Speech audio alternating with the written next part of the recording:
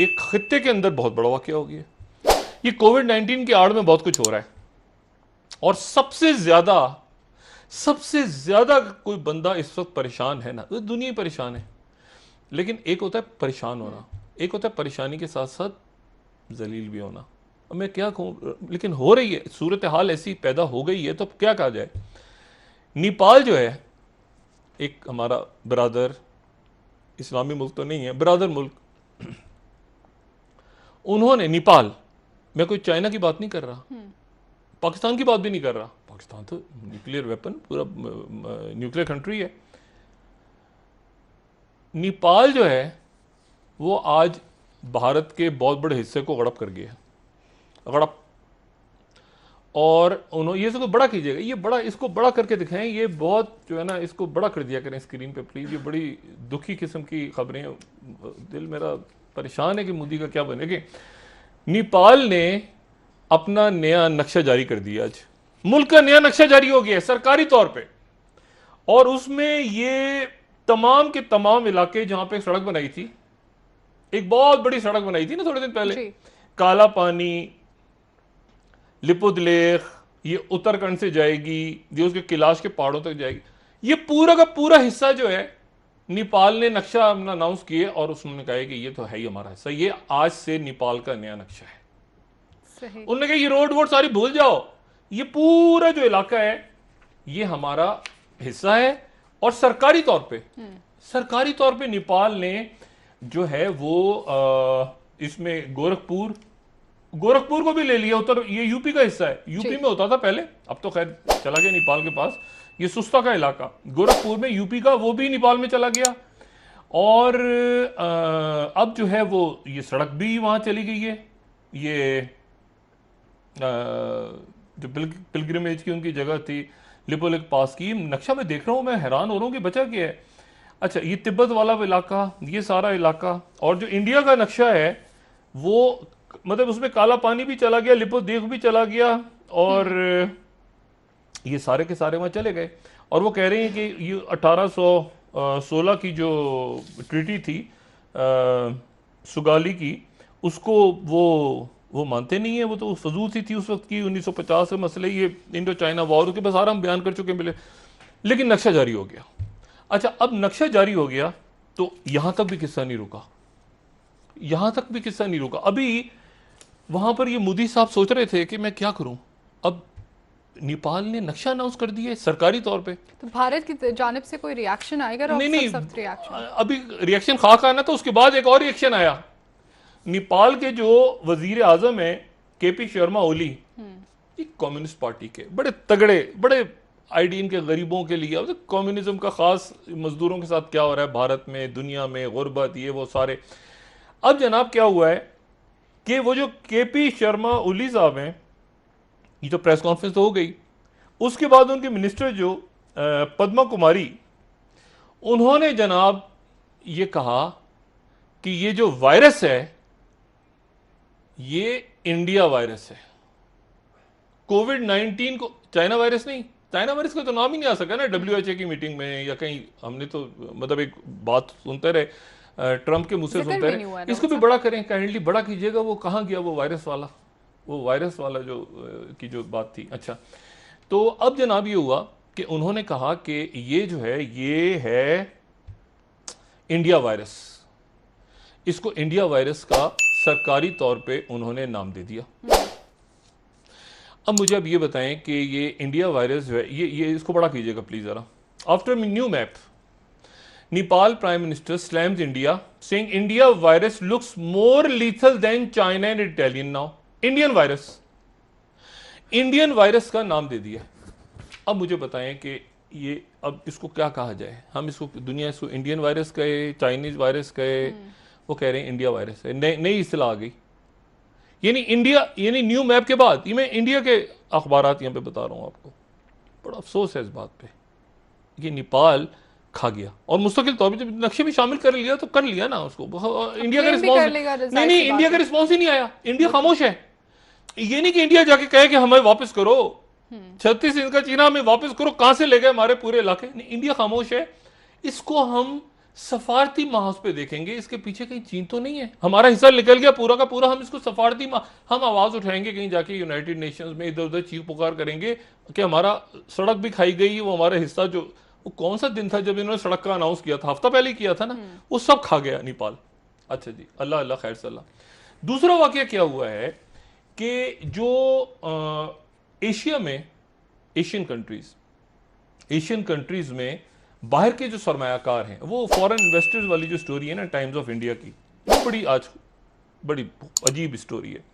वो कहते हैं कि जी 26 बिलियन डॉलर्स जो हैं वो पिछले कुछ अरसे में निकालनी है गैर मुल्की जो सरमायाकारी की गई थी एशियन कंट्रीज में। अच्छा, 26 मिलियन डॉलर्स में से 16 बिलियन डॉलर्स, 26 बिलियन में से, काइंडली बड़ा कर दीजिएगा, 26 बिलियन में से 16 बिलियन इंडिया में से निकालनी है फॉरेन इन्वेस्टर्स ने। ठीक, यहां हम रो रहे थे ना बैठ के कि हमारे पास वो जो हॉट मनी है और ये सारा, पता चला कि 16 बिलियन निकाल के ले गए फॉरेन इन्वेस्टर्स। उन्होंने भी सरमायाकारी की हुई थी। वहां ये बात हो रही है इंडिया में कि मेक इन इंडिया, सरमायाकारी करो, चीन से पैसा निकालो और इंडिया लेकर आओ। इनमें जो अक्सरियत है निकालने वालों की, जिन्होंने पैसा इंडिया से निकाला है, 16 बिलियन बहुत हैं, 26 पूरे एशिया से, उसमें छोटे छोटे बहुत सारे मुल्क हैं ना, लेकिन 16 सिर्फ इंडिया से निकाला है, और सारा का सारा निकाला है मगरबी कंपनियों ने। उसमें से अक्सरियत उन कंपनीज की है जिन कंपनीज के बारे में मोदी साहब ये कह रहे थे कि वो सरमायाकारी करेंगे, करनी खाक थी, वो जो पड़े थे वो भी निकाल के ले गए। अब मुझे बताएं कि ये मामला किस तरफ, कहां चला गया है और किस तरफ जा रहा है। कुछ वक्त है, मैं थोड़ा सा टाइम है। अच्छा देखें, ये दुनिया जो है ना, 2 मुल्क ऑलरेडी रिसेशन में चले गए हैं। एक तो दुनिया की तीसरी बड़ी इकोनॉमी जापान जो है वो रिसेशन में चला गया है। जर्मनी रिसेशन में चला गया है। अच्छा, अब मैं बहुत ज्यादा इसमें तफसील में जाए बगैर सिर्फ आपसे इतना कहूं कि एक होता है स्लो डाउन, माशी तौर पे स्लो डाउन हो जाए, यानी कि मईशत कम हो गई है, किसी मुल्क में बहुत ज़्यादा इंडस्ट्रीज नहीं लग रही, बहुत ज़्यादा जॉब्स नहीं है, बहुत ज़्यादा जो है वो एक्टिविटी नहीं है, स्लो डाउन होता है। यानी मतलब यह है कि मिसाल के तौर पे मेरे पास 100 रुपये हैं फ़र्ज़ करें, तो 100 रुपये की जगह मैं कमा रहा हूँ 75 रुपये, ठीक है, तो 75 रुपये मैं कमा रहा हूँ, तो ये हो गया स्लो डाउन। 75 रुपये से मैं 25 रुपये पे आ गया तो भी स्लो डाउन है, और स्लो डाउन हो गया। लेकिन 25 रुपये से भी मैं जीरो से नीचे नेगेटिव में चला जाऊं, अच्छा पैसे हैं मेरे पास, बैंक में रखे हुए पैसे, 1000 रुपया सेव है मेरे पास घर पे या बैंक में, लेकिन जो मैं रोज कमा रहा हूं वो पैसे अगर जीरो से नीचे चले जाएं, यानी मैं नेगेटिव में चला जाऊं, तो उसे रिसेशन कहते हैं। किसी भी मुल्क में अगर ग्रोथ जो है जीडीपी का सिलसिला वो नेगेटिव में चला जाए तो वो रिसेशन होता है। और रिसेशन की तारीफ ये होती है कि जो 2 क्वार्टर्स तक जारी रहे, यानी साल में 4 क्वार्टर्स है ना, 3-3 महीने के, तो अगर कोई भी मुल्क 2 क्वार्टर्स यानी 4-4, हाँ 3-3 माह के 6 माह तक अगर वो 2 क्वार्टर्स तक वो नेगेटिव में रहे, ठीक, उसकी ग्रोथ, तो वो रिसेशन है। ठीक है, तो जापान चला गया रिसेशन में, उनके पैसे पड़े हुए हैं इतने ट्रिलियन। जर्मनी यूरोप की सबसे बड़ी इकोनॉमी, वो भी चला गया रिसेशन में, पैसे पड़े हुए हैं, लेकिन अब क्योंकि वो रिसेशन में चले गए, तो देखिए मेरे पैसे अगर 100 रुपए से भी नीचे चले जाएं, जीरो से भी नीचे, तो मैं बैंक से निकालूंगा ना, तो वहां से खर्चूंगा, तो ये रिसेशन में चले गए। और रिसेशन अगर लंबा हो जाए तो वो डिप्रेशन में चला जाता है, जो 10 साल का जो ग्रेट डिप्रेशन हुआ था। ठीक। अच्छा, अब ब्रेक ले लेते हैं और सब वापस। अच्छा, अब इसमें इंडिया पाकिस्तान ये जो झड़पें हो रही है ना, यहाँ पे ये जो टेंशन बढ़ रही है एलओसी पे, इंडिया यहाँ पे, और जो शाह महमूद कह रहे हैं बार बार फॉल्स फ्लैग, अचानक कह रहे हैं, क्यों ये क्यों कह रहे हैं? वापस आके इस हवाले से बात करेंगे। डॉक्टर साहब, नाज़रीन ब्रेक ले लेते हैं, हमारे साथ रहिएगा।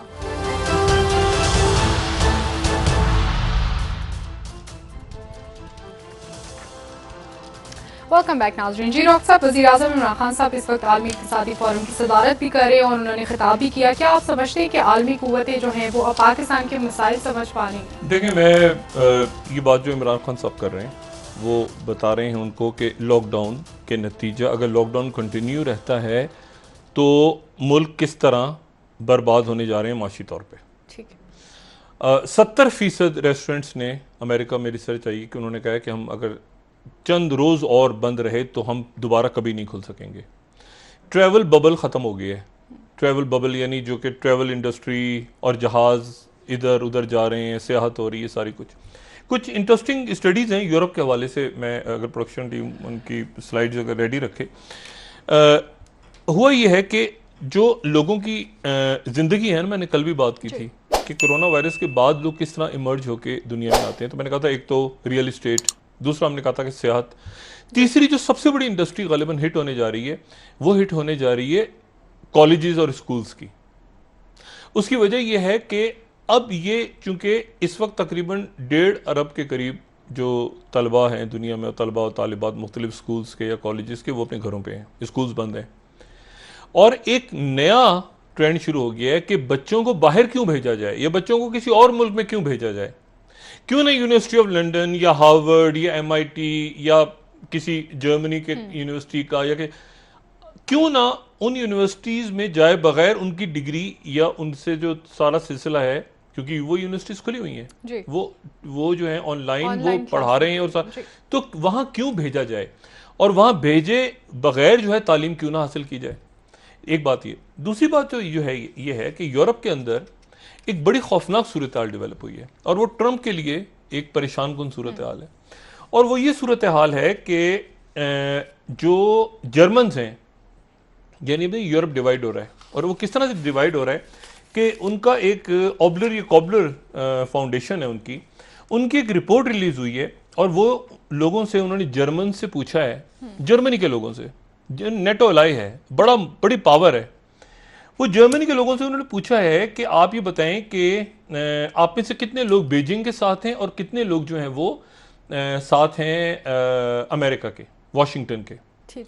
तो जो उनकी जो जर्मन्स हैं वो उस रिसर्च रिपोर्ट के मुताबिक ये कह रहे हैं कि 37%, 37% लोगों ने कहा कि हम साथ हैं अमेरिका के, 37, लेकिन 36% ने कहा कि हम बीजिंग के साथ हैं। यानी इतना करीब आ गया है जर्मनी के अंदर डिवीजन कि हमने बरतानिया के साथ जाना है या हमने अमेरिका के साथ जाना है या हमने चाइना के साथ जाना है। यानी जर्मन डिवाइड हो गए आपस में। ऐसा कभी भी नहीं हुआ। चंद माह पहले तक, सितंबर तक 26% का फर्क था, अब 1% का रह गया। अच्छा, इसी तरह से बाकी मुल्कों में क्या हो रहा है? अगर आप चले जाएं बरतानिया में, तो बरतानिया में ब्रिटिश फ्रेंच पॉलिसी ग्रुप ने एक सर्वे किया इसी महीने मई में, और उसमें सिर्फ 28%, 100 में से 28 लोगों ने कहा है कि वो अमेरिका के ऊपर ट्रस्ट कर रहे हैं कि वो एक जिम्मेदाराना किरदार अदा करेगा दुनिया में। ठीक है। और सिर्फ 28%, और ये 13% से कम चली गई ये रिपोर्ट। ये बरतानिया में सूरत हाल डेवलप हुई है। फिर उसके बाद इवॉल्व एक पोलिंग ग्रुप है, उसने फ्रांस में रिसर्च की है, और फ्रांस में रिसर्च करने के बाद उन्होंने पूछा है कि फ्रांस के कितने लोग ऐसे हैं जो कि ये समझते हैं कि आने वाली जो दिहाइयां हैं उसमें अमेरिका का लीडिंग किरदार होगा। तो पता चला है कि वहां पर सिर्फ 3%, फ्रांस में 3% लोग, ये नेटो के अहम ममालिक हैं, 3% लोग ये कह रहे हैं कि जी हम जो है वो अमेरिका को कायदाना किरदार अदा करते देखते हैं। फिर एक जनाब इटालियंस के अंदर सर्वे हुआ है, वो SWG रिसर्च इंस्टीट्यूट है, उनका बड़ा थिंक टैंक, वो कहते हैं कि 36% इटालियन जो हैं उन्होंने कहा है कि हम चाइना के साथ जाएं, और सिर्फ 30% ने कहा है कि हम अमेरिका के साथ जाएं। अच्छा, इसका मतलब यूरोप जो है, यूरोप में एक तकसीम पैदा हो गई है। ये कोविड-19 से पहले तो उनका चल रहा था ना कि हुआवे को लाना है, नहीं लाना, वहाँ इन्वेस्टमेंट्स हो रही थी चाइना की, अमेरिका उनसे बात कर रहा था। अब मामला ये है कि इस कोविड के बाद एक दुनिया जो है ना एक अजब अंदाज में तकसीम हो गई है। एक तो उसके जियो स्ट्रेटेजिक मामलात हैं, एक कारोबारी ग्लोबल सप्लाई चेन्स की बात हुई थी कि अब मुल्क जो है वो क्यों ये चाहेंगे कि लंबी सप्लाई चेन हो, जो ट्रंप ने किया कि जी इंडिया में भी नहीं होगा, अमेरिका में ही हर चीज बनेगी। इसका मतलब है ट्रंप खुद या अमेरिका खुद इस बात पे परेशान है कि कल को हम डिपेंड करेंगे इंडिया पर भी, जो इतनी दूर बैठा है चाइना के साथ, कि वहां से चलना शुरू हो टेलीफोन, या वहां से चलना शुरू हो कोई माइक्रोसॉफ्ट का पुर्जा या किसी का, वो वहां से चलना शुरू हो तो पता अमेरिका तो ना पहुंचा, रास्ते में रोक लिया उसको किसी वॉरशिप ने।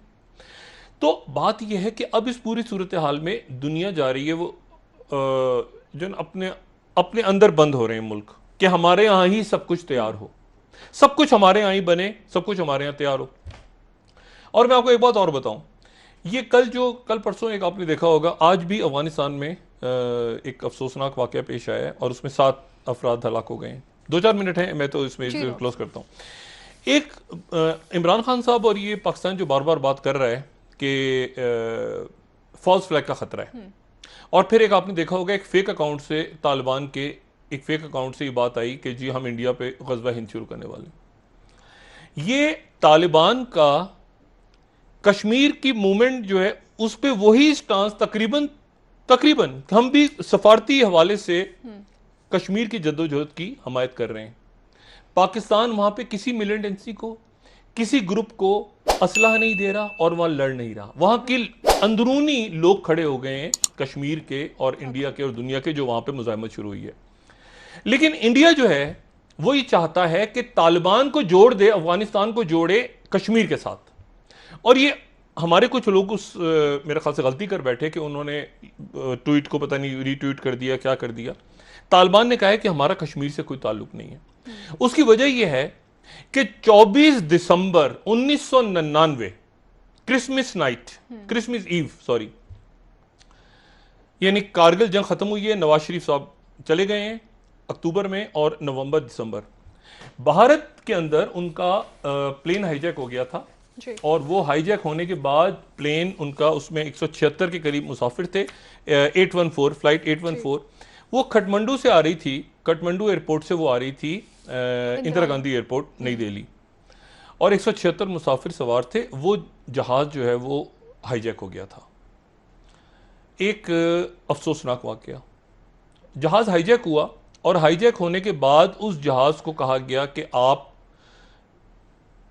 लाहौर उतरें। पाकिस्तान ने उसको उतरने से इनकार कर दिया। लाहौर एयरपोर्ट्स की लाइट्स ऑफ हो गई। मैं कहानी को शॉर्ट करूंगा, ये बड़ी लंबी स्टोरी है। उसके बाद वो अमृतसर पे उतरे, उसमें अमृतसर से उन्होंने फ्यूल भरवाया। उसमें अमृतसर अटल बिहारी वाजपेयी की हुकूमत थी, उन्होंने कहा कमांडोज को भेजा। तो कमांडोज के पहुंचने से पहले जहाज फ्लाई कर गया, फिर लाहौर उतरा। लाहौर के अंदर उतरने की इजाजत नहीं थी उनको, बहरहाल वो जैसे तैसे उतर के फिर यहां से वो फ्लाई कर गया। फिर वो दुबई उतरा, एयर इंडिया का जहाज, वो दुबई उतरा। दुबई उतरने के बाद उसमें 27 लोगों को उन्होंने दुबई एयरपोर्ट पे रिहा कर दिया, और उसमें एक शख्स जहां भाग हो गया, उसको गोली मार दी थी या छोरा वगैरह मार दिया था हाईजैकर्स ने। 5 हाईजैकर्स थे। और उसके बाद वो दुबई से वो जहाज फ्लाई हुआ, और दुबई से फ्लाई होने के बाद वो कंधार लैंड हो गया। अब बीजेपी की हुकूमत थी अटल बिहारी वाजपेयी की, और उन्होंने कुछ 36 के करीब उन्होंने कहा कि हमारे लोग रिहा किए जाएं, और मुतालबात थे हाईजैकर्स के। और वहाँ पर जो है वो हमें 200 मिलियन या पता नहीं कितना पैसा उन्होंने मांगा। उसके बाद ये हुआ कि भारत से एक टीम गई, तालिबान की हुकूमत थी वहाँ, तालिबान ने कहा कि हम बीच में निगोशिएट करवाते हैं। उसके बाद ये तय हुआ कि नहीं, 3 लोगों को रिहा किया जाएगा, और 3 लोग रिहा हुए। और ये जो कंधार एयरपोर्ट पे वो जहाज खड़ा रहा, बहुत दिन तक तालिबान की हुकूमत थी। और जो लोग रिहा हुए भारत की कैद में थे वो लोग, उनमें से एक मसूद अजहर थे, एक ये अहमद सईद शेख नाम है ना जी, जो मसूद अजहर हैं, और साथ वो अहमद सईद शेख, जो कि डैनियल पर्ल मर्डर केस के अंदर जो है वो, जिसको पकड़ा हुआ है 2002 से वो जेल में है। ये इंडिया की कैद में था, इसको भी रिहा किया। और एक मुश्ताक जरगर गालिबन। अच्छा, इन 3 लोगों को इंडिया ने रिहा कर दिया। खुशवंत सिंह उस वक्त वजीर खारजा थे, और जो टीम वहां पे मुज़ाकरात करने गई, उस टीम को जो भारत ने सरकारी तौर पे भेजी, इंटेलिजेंस ब्यूरो के चीफ उस वक्त अजीत डोवाल थे, जो इस वक्त नेशनल सिक्योरिटी एडवाइजर है। तो वो टीम वहां गई और उन्होंने जाके कहा कि जी इसमें पाकिस्तान मुलविस था, पाकिस्तान था, ये था। तो एक तालिबान के साथ उस वक्त ये वाकया पेश आया था, फ्लाइट 814। ठीक है। अब वो तालिबान बिल्कुल अलग है, वो कह रहे हैं हमारा कश्मीर से कोई ताल्लुक नहीं है। पाकिस्तान कश्मीर को बिल्कुल अलग साइड पे सफारती हवालों से आवाज उठा रहा है कश्मीर के लिए। इंडिया एक फॉल्स फ्लैग करना चाह रहा है जी। अब वो फॉल्स फ्लैग मत्थे डालना चाह रहे हैं पाकिस्तान के, वहां पे कोई वाकया हो जाए, हाई जाके मोदी फंस गए ना चारों तरफ से, भाई नेपाल खा गया।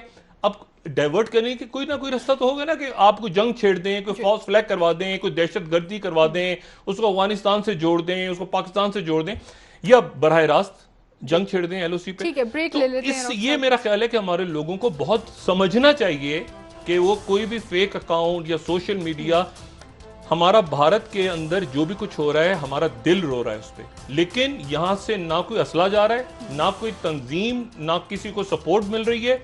उनके अपने अंदर एक जद्दोजहद शुरू हुई है भारत, पूरे भारत में, कश्मीर के बाद। तालिबान का मामला बिल्कुल अलग है, लेकिन चूंकि माजी में अजीत डोवली कर चुके हैं ना, तो वो कुछ ज्वाइन करने की कोशिश कर रहे थे। मुझे शक है कि ये फेक अकाउंट जो था जिससे ये बात की गई तालिबान के हवाले से, ये भी शायद उनकी कारस्तानी होगी। आपसे मजीद भी इस हवाले से बात करेंगे, सियासी मामलात पर डॉक्टर साहब आपसे बात करेंगे।